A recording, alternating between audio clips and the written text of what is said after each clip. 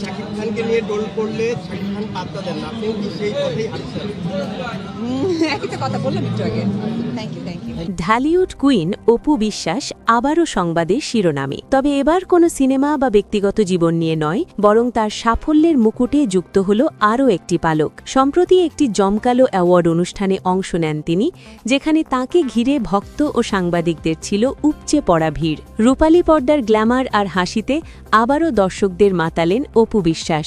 রূপালী শাড়িতে মোড়ানো অপুর এই নতুন রূপ সামাজিক যোগাযোগ মাধ্যমে রীতিমতো ভাইরাল। হাতে কাঙ্ক্ষিত অ্যাওয়ার্ড নিয়ে সাংবাদিকদের সাথে কথা বলার সময় তিনি প্রকাশ করলেন তার অনুভূতির কথা।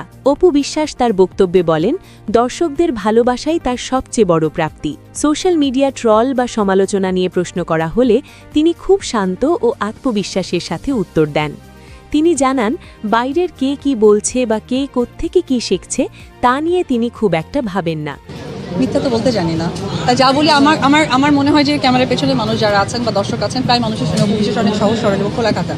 যখন যেটা আমার কাছে বার্তা আসে আমি আপনাদেরকে বলে দিই। কে কোত্থেকে কি শিখেছে না জেনেছে এটা তো আমার জানার বিষয় নয়।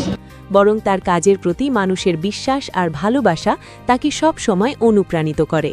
তাকে ঘিরে যে সমালোচনা বা ট্রল চলে সে সম্পর্কে তিনি বলেন, শাকিব খান যেভাবে ট্রলকে গুরুত্ব না দিয়ে নিজের কাজে মগ্ন থাকেন, তিনিও সেই পথেই হাঁটছেন। শাকিব খানকে নিয়ে টোল করলে শাকিব খান পাত্তা দেন না, আপনিও কি সেই পথেই হাঁটছেন?